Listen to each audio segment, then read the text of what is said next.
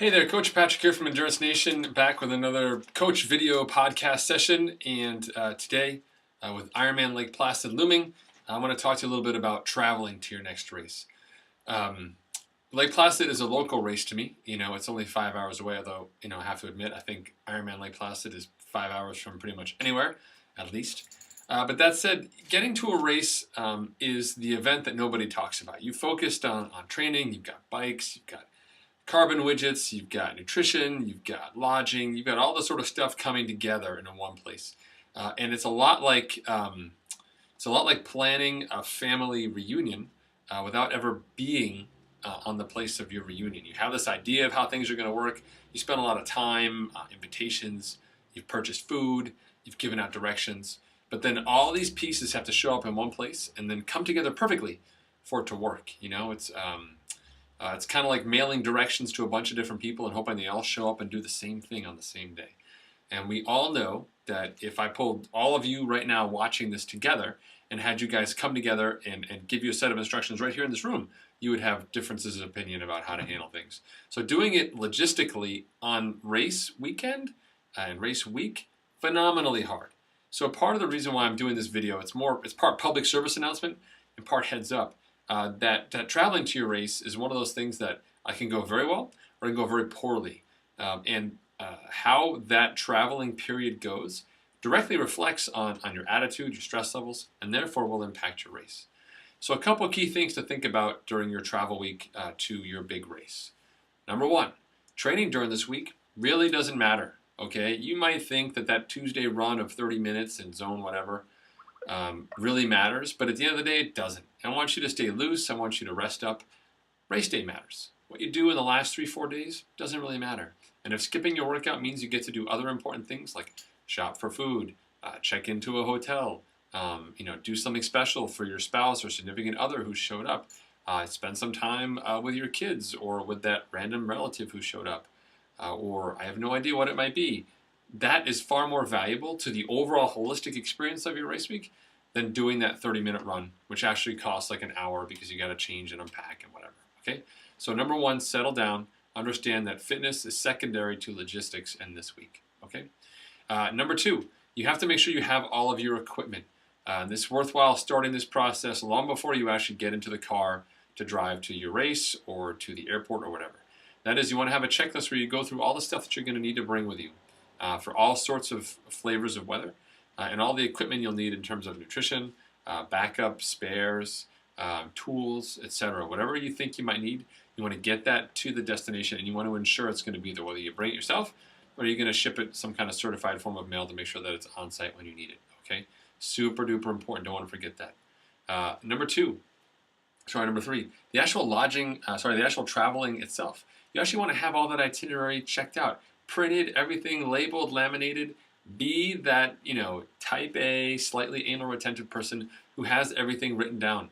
So when things go wrong, because they will, because, hey, I've been there, landing in Kona after 15 hours of flying and travel with my family, only to find that the rental car that we had rented was not there, and I had to go to a different rental car place. If you have all that information, life goes a lot easier than if you don't. Okay, so do yourself a favor and really kind of put on that hat. Really dive into sort of the cruise ship director mode and get all that stuff lined up so that you and everyone else are totally satisfied with everything you need to do. You don't want to show up in Lake Placid or wherever your lodging may be at 8 p.m. The rental office is closed and you don't have keys, you can't find them, you don't know who to call. All that stuff just adds stress that you don't need. Okay. Number four, I think I'm on number four. Food.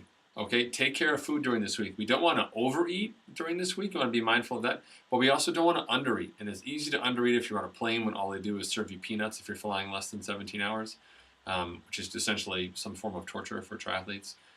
Or if you're on the road and your driving partner is like, hey, we don't need to stop. And, they spend their whole ride peeing into a bottle and you're sitting in a car for 9 hours and your legs are tighter than they've ever been in your entire life. So be mindful of your fueling and hydration during this week. Try not to go more than 2 or 3 hours without some form of food.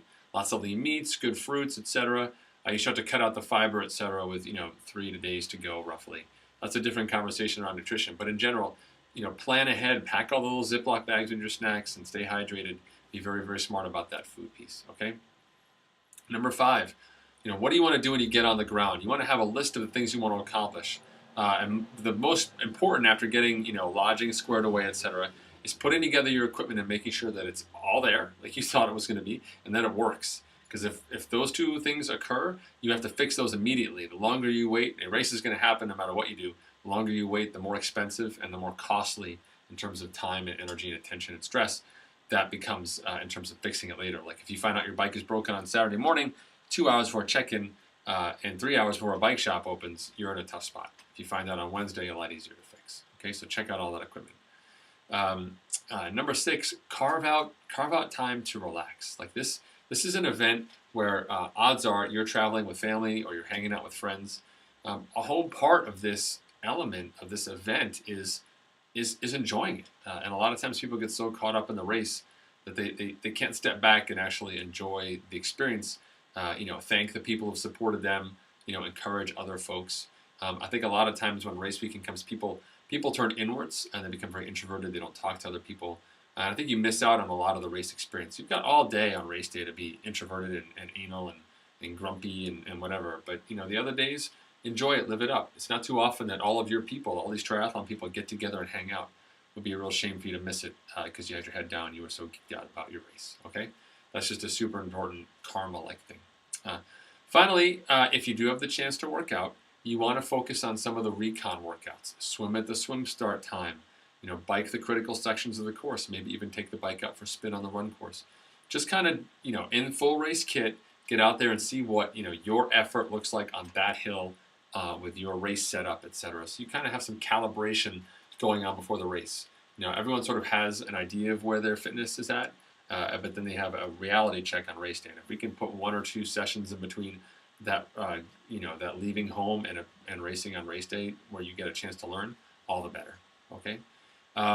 That's kind of it, really, for the big pieces. I think that race week can be fun. It can be exciting. It's a big adventure. But it can also be really stressful if you don't spend time planning it out and understanding all the complexity that's involved with moving you and your gear and your family, your friends, whatever, through multiple modes of transportation to the destination site.